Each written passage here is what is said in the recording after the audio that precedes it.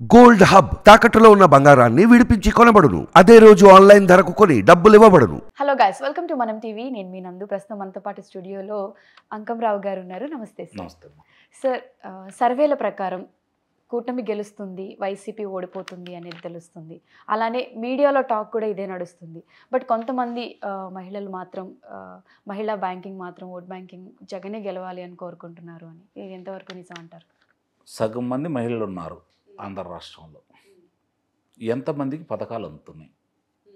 గతంలో పథకాలు రాలేదా? ఇవాళ కొత్తగా ఏమైనా వచ్చినాయి? పథకాల గురించి ఇప్పుడు మహిళల గురించి మాట్లాడారు కదా, ఆ విషయాన్ని నేను స్పష్టంగా చెబుతాను మీకు. ఈరోజు మద్యపాన నిషేధం చేస్తా అన్నాడు. మద్యపాన నిషేధం చేస్తా అంటే సహజంగానే మహిళలు నమ్మారు. అలాగే అమ్మఒడి పథకం అన్నాడు, మహిళలు నమ్మారు. ఈ రెండు ముఖ్యంగా వాళ్ళ మీద ప్రభావం చూపించినాయి. అధిక శాతం మంది ఆయనకు ఓట్లు వేశారు. అధికారం చేతిలోకి వచ్చింది. ఈరోజు మద్యపాన నిషేధం ఏమైంది? దశల వారీగా అన్నాడు.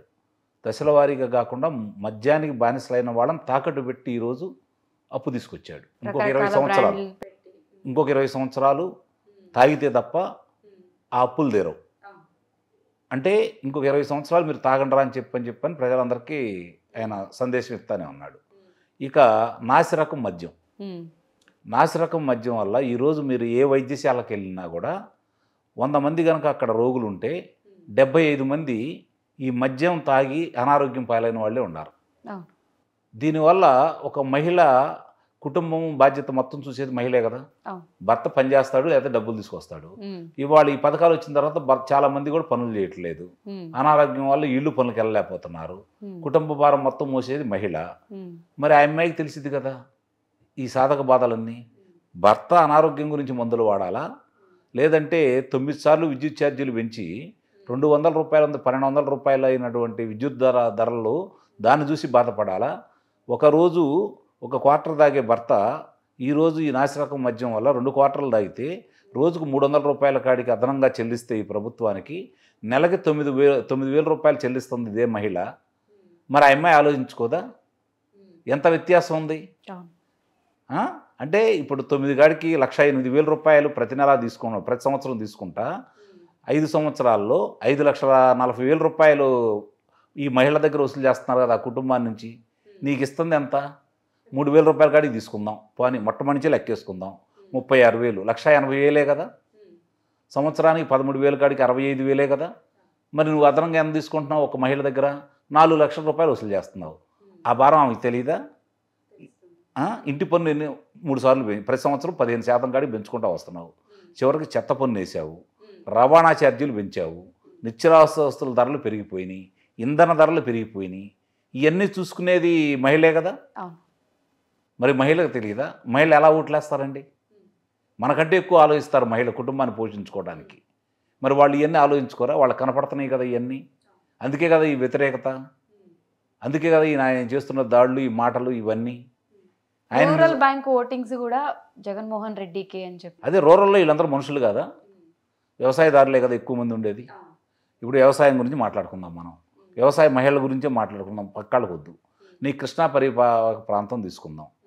ఆ రోజు 1,20,000 ఎకరాలకి పట్టిసీమ ద్వారా 1,20,000 ఎకరాలు సస్యశ్యామలం అయ్యేటట్టు గోదావరి జలాలు మళ్లించేసి వాళ్ళకి సకాలానికి నీళ్ళు అందించేవాళ్ళు. ఈరోజు అందించలేదు కదా. అంటే మహిళలకు పని లేకుండా పోయింది కదా.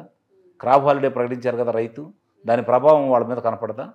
ఇందుట్లో ఎక్కువ మంది మహిళలు అందరూ డబ్బులు లేని వాళ్ళు ఉంటారా, లేకపోతే పొలం లేని వాళ్ళు ఉంటారా? పల్లెటూర్లు అంటే భూమే కదా. ఆ భూమి మీద వ్యవసాయం చేసుకునే వాళ్ళు మహిళలు ఉండరా? వాళ్ళ బంధువులు ఉండరా? వాళ్ళ పిల్లలు ఉండరా? వాళ్ళు ఇన్ని జరుగుతూ ఉంటే నీకు భూసార పరీక్షలు నిర్వహించట్లేదు. రైతు బంధు అని చెప్పని మోసం చేశావు. ఈరోజు గిట్టుబాటు ధరలు లేవు. తీసుకున్న ధాన్యానికి 6 నెలలకు ఇస్తున్నావో 8 నెలలకు ఇస్తావో తెలియదు. మరి ట్రాక్టర్లు సబ్సిడీ లేకుండా చేశావు, వాళ్ళ పరికరాలకు సబ్సిడీ లేకుండా చేశావు, నాసిరకం విత్తనాలు అందజేస్తున్నావు. ఈరోజు కౌలు రైతుల ఆత్మహత్యలు పెరిగినాయి, రైతుల ఆత్మహత్యలు పెరిగినాయి నీ హయాంలో. ఇవన్నీ మర్చిపోయి నీకు ఓట్లు వేస్తారా? ఇవన్నీ తీసి పక్కన పడేసేయండి. ఇప్పుడు ఈ ప్రభుత్వం వచ్చిన తర్వాత రమారమి ఒక 1,200-1,300 మంది హత్యలు గావించబడ్డారు, ఆత్మహత్యలు చేసుకున్నారు. అంటే వాళ్ళ కుటుంబ సభ్యులందరూ అవన్నీ మర్చిపోయి నీకు ఓట్లు వేస్తారా? వాళ్ళకి బంధువులు ఉండరా? వాళ్ళ ఊరాళ్ళు ఉండరా? వాళ్ళు ఏమైనా విదేశీలో ఉండేవాళ్ళ? అంటే వాళ్ళందరూ ఇవన్నీ మర్చిపోయి ఓట్లేస్తారా? అంటే వాళ్ళందరూ మహిళలు కదా, వాళ్ళ కడుపు కొత్త తెలియదా? వాళ్ళ బంధువుల గురించి వాళ్ళు ఆలోచించరా? బంధాలు ఎక్కువగా ఆలోచించేది మహిళలే కదా, వాళ్ళు వీటి గురించి పట్టించుకోరా? అదే చంద్రబాబు నాయుడు గారు ఆ రోజు 10,000 రూపాయలు పసుపు కుంకుమ వేశాడు కదా, మహిళలకి డ్వాక్రా సంఘాలు పెట్టి వాళ్ళని వృద్ధిలో తీసుకొచ్చాడు కదా, అయినా ఓట్లు వేశారా? మనిషికి కోపం ఉంటే, మనిషికి బాధేస్తే వాళ్ళు ఎమ్మడినే వ్యక్తపరుస్తారు. ఏది? ఓటు ద్వారా. ఆ అవకాశం ఈరోజు వాళ్ళకి వస్తుంది. ఇంకా వాళ్ళకి ఇంకా మహిళా ఓటు బ్యాంక్ ఉంది అనుకుంటే ఇక వాళ్ళ ఇష్టం, దానికి మనం ఏం చేయలేము. అంతకాక ఏముంది చెప్పండి. ఇప్పుడు ఉద్యోగాలు లేవు, గంజాయికి బానిసై పిల్లలు ఉన్నారు, మద్యం ఏరులై ప్రవహిస్తూ ఉంది, రహదారులు లేదు. రహదారులు ఎక్కడన్నా ఉన్నాయో చెప్పండి? ఏ పల్లెటూరుకి వెళ్ళినా కూడా వాళ్లే కదా పట్టణాలకు రావాలన్నా లేకపోతే ఏదన్నా శుభకార్యాలకు వెళ్ళాలన్నా ఆదావకుండానే ప్రయాణం చేయాలి కదా. వాళ్ళ పరిస్థితి అని చెప్పండి. పొరపాటున ఒక ఇంట్లో ఒక వాహనం ఉంటే ఆ రోజుకి ఈ రోజుకి వ్యత్యాసం ఎంత కనపడతా ఉంది. వాహన ఇంధన ధరలు ఎంత పెంచాడు, ఇవన్నీ మహిళలకు తెలియదా? ఇవన్నీ మర్చిపోయి ఓట్లేస్తారా?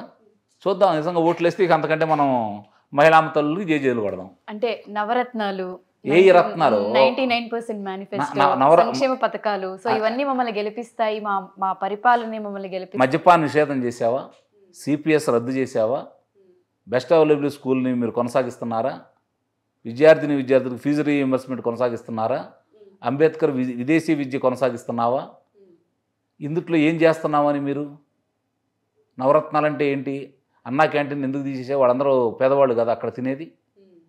50 రూపాయలు సంపాదించుకునే వాళ్ళకు కూడా రోజుకు 15 రూపాయలు ఖర్చు పెట్టుకుంటే మిగిలిన 35 రూపాయలు వేరే అవసరాలకు ఉపయోగపడేవి కదా. ఇది మరి అది పేదలు పట్టగొట్టడం కదా. ఏమిటి నవరత్నాలు? ఏముండవు. ఏం చేసావు నువ్వు? ఆ రోజు విద్యార్థులకు సంబంధించి వాళ్ళకి కావాల్సినటువంటి ఫీజులన్నీ ప్రభుత్వం కట్టేది, పుస్తకాలు ప్రభుత్వం ఇచ్చేది, బ్యాగులు ప్రభుత్వం ఇచ్చేది, బట్టలు ప్రభుత్వం ఇచ్చేది, బూట్లు ప్రభుత్వం ఇచ్చేది, సాక్సులు ప్రభుత్వం ఇచ్చేది, ఆడపిల్లలకి సైకిల్ ఇచ్చింది ప్రభుత్వం. మరి ఈరోజు నువ్వేమి ఇచ్చావు? ఇందుట్లో 13,000 రూపాయలు ఇచ్చావు. 15 ఇంట్లో ఎంతమంది పిల్లల కంటే అంతమందికి అన్నావు, కానీ ఇప్పుడు ఒక పిల్లలకే ఇస్తున్నావు. గత ప్రభుత్వం అందరికి ఇచ్చింది కదా. ఆ వ్యత్యాసం వీళ్ళకి ఈరోజు అర్థం కాదా? ఆ రోజు నీకు తల్లిదండ్రులకు ఇబ్బంది లేదు, ప్రభుత్వం అంతా పాఠశాలకు పంపించేవాళ్ళు, మధ్యాహ్నం భోజనం కూడా ఉండేది. ఈరోజు తల్లులు కట్టాల్సి వచ్చేది, ఆ బాధలు తెలుస్తున్నాయి కదా. నువ్వు ఇస్తుంది 13,000, కానీ ఈరోజు పెంచిన ధరలు ఇవన్నీ చూసుకుంటా ఉంటే బట్టలకి పుస్తకాలకి ఆ 13,000 అయిపోతున్నాయి కదా. మిగిలిన ఫీజులు ఇవన్నీ ఎక్కడి నుంచి కట్టాలి? పోనీ అది ఒక విడతగా ఏమైనా ఇస్తున్నావా? భర్త వచ్చేసి ముందుకు డబ్బులు లేకపోతే 2 దెబ్బలేసి ఆ డబ్బులు తీసుకుని వెళ్తున్నాడు కదా. ఈ బాధలు అనిపించేది మహిళే కదా. ఇవన్నీ మర్చిపోయి రేపు ఓట్లు వేస్తారా? చూద్దాం. అంటే వైసీపీ వర్సెస్ కూటమి తీసుకుంటే పోయినసారి వీళ్ళకి 151 వచ్చాయి, టీడీపీకి 23, జనసేనకి 1, మొత్తం కలిపి 24. సో ఆ 151 50 అయ్యేటప్పుడు, ఈ 24 100 అయ్యేటప్పుడు ప్రజలు తలుచుకుంటే ఏమన్నా అయింది. 2 స్థానాలు ఉన్న భారతీయ జనతా పార్టీ 303 స్థానాలు గెలిచింది. 26 స్థానాలకు పరిమితం అయిపోయిన కాంగ్రెస్ పార్టీ మళ్ళీ అధికారంలోకి వచ్చింది 2004లో. ఏదైనా జరిగింది ప్రజలు తలుచుకుంటే. 104 స్థానాలు, కూటమితో 4, 108 స్థానాలు ఉన్న తెలుగుదేశం పార్టీ 23 స్థానాలకు ఎందుకు పరిమితం అయిపోయింది? మీ లెక్క వద్దాం. 23 46 అన్నా రావాలి కదా, సగమన్నా రావాలి కదా. మరి ఎందుకు రాలేదు? 67కి 67 అంటే 134 రావాలి కదా. కాబట్టి ప్రజలు చాలా విఘ్నులు. వాళ్ళకి ఇబ్బంది కలిగితే వ్యతిరేకిస్తారు, వాళ్ళకి మేలు జరిగిందంటే అనుకూలంగా ఉంటారు. సో ఏదైనా ప్రజల చేతిలో ఉంది. ఒక విషయం చెప్పండి అమ్మా, ఆశా వర్కర్లు ఎదురు తిరిగి ఈరోజు రోడ్డు మీదకి వచ్చారు, అంగన్వాడీ టీచర్లు రోడ్డు మీదకి వచ్చారు, ఉద్యోగస్తులు రోడ్డు మీదకి వచ్చారు, అధ్యాపకులు నీకు వ్యతిరేకంగా చేస్తున్నారు, విద్యార్థులు నీకు వ్యతిరేకంగా రోడ్డు ఎక్కారు, రైతులు నీకు వ్యతిరేకంగా రోడ్డు ఎక్కారు. ఇక ఎవరున్నారు నీకు? నీ శాసనసభ్యులు వెళ్ళిపోయారు, శాసనమండలి సభ్యులు వెళ్ళిపోయారు, లోక్సభ సభ్యులు వెళ్ళిపోయారు, రాజ్యసభ సభ్యులు వెళ్ళిపోయారు, నీ తల్లిగారు వెళ్ళిపోయింది, నీ చెల్లి పక్కకి వెళ్ళిపోయింది, నీ తండ్రి గారు ఆత్మ నీ దగ్గర లేదు, నీ తండ్రి గారు అనుంగా సహచరుడు సూర్య గారు నీ ఎమ్మట్లేరు. వరుసనే అందరూ వైదలికి వెళ్ళిపోతూ ఉన్నారు. ఇంకేముండి వీళ్ళందరూ పోయిన తర్వాత నీకేముందని? కాకపోతే ఏంటంటే వాళ్ళ దగ్గర వాళ్ళకి ఒక పత్రిక ఉంది, ఒక ప్రసార మాధ్యమం ఉంది, వాళ్ళకి అనుకూలమైన వాళ్ళు ఉన్నారు, రోజు బాగా ఊతున్నారు, అంతే కదా. ఇంకంతకంటే ఏమన్నా చెప్పండి. నేను చెప్పిన దాంట్లో ఒకటి పొరపాటు, నేను చెప్పింది కరెక్ట్ కాదని ఒకటి చెప్పండి మీరు. లేదు అంటే చేసినవే మళ్ళీ మళ్ళీ రిపీట్ చేసి చూపించుకుంటున్నారు తప్ప చేసిన తప్పులు ఏం చెప్పట్లేదు. ఈరోజు ప్రజలు ఆలోచించుకుంటున్నారు.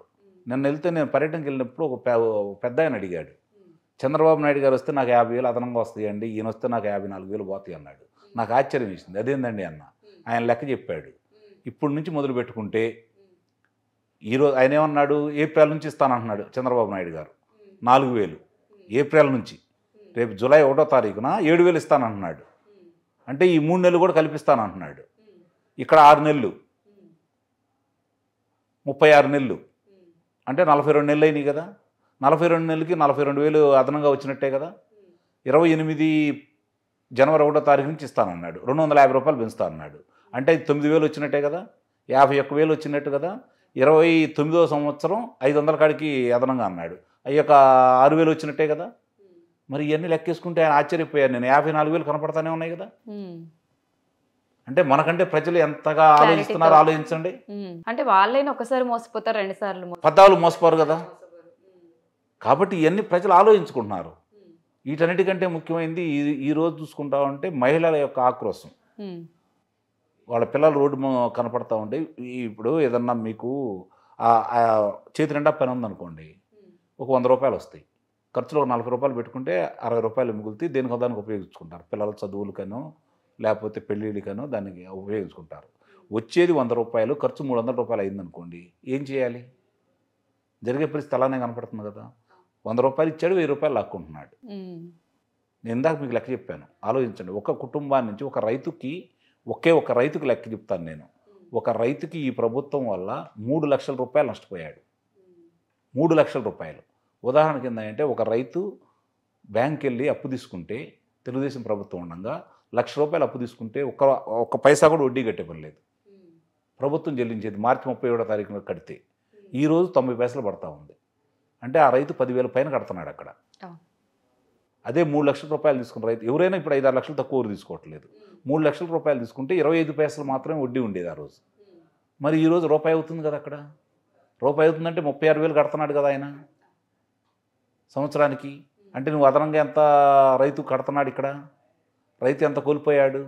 తెలుగుదేశం ప్రభుత్వం ఉండగా ధరల స్థిరీకరణ గురించి ఒకవేళ తక్కువగా ఉంటే ఆ రోజు మెట్ట ప్రాంతంలో సరైన పంటలు పండకపోతే క్వింటాకి 1,500 అంటే 1,500 రూపాయలు అదనంగా పెట్టి మనకి మిరపకాయలు కొనటం మొదలుపెట్టి ఎండు మిరపకాయలు కొనేవాళ్ళు. కనీసం తక్కువ వేసుకుంటే ఒక రైతుకు 30,000 రూపాయలు అదనంగా వచ్చింది ఆ రోజు. 30,000 అంటే 20 క్వింటాలు అయినా కూడా 30,000 అదనంగా వచ్చింది. మరి ఈరోజు ₹1 కూడా రావట్లేదు కదా. మరి ఇవన్నీ లెక్కేసుకోరా? అంటే 1,50,000 పోయినట్టే కదా అతనికి. ఇవన్నీ ప్రజలు ఆలోచించుకుంటున్నారు ఈరోజు. తాగునీరు లేదు, సాగునీరు లేదు. నువ్వేం చేసావు ఈరోజు? కనీసం అవి కూడా అందించలేకపోయావు కదా. మౌలిక వసతులు అయ్యే కదా కావాల్సింది. విద్య, వైద్యం, నీరు, రహదారులు, వీటి మీద కదా ఆలోచించాల్సింది. మరి ఏమీ లేనప్పుడు వాళ్ళకి అవన్నీ కనపడతానే ఉంటాయి కదా. ప్రజలు విఘ్నులనైతే నేను ఆలోచిస్తున్నాను. వాళ్ళు ఏ విధంగా తీర్పిస్తారో చూడాలి. Okay sir, thank you so much.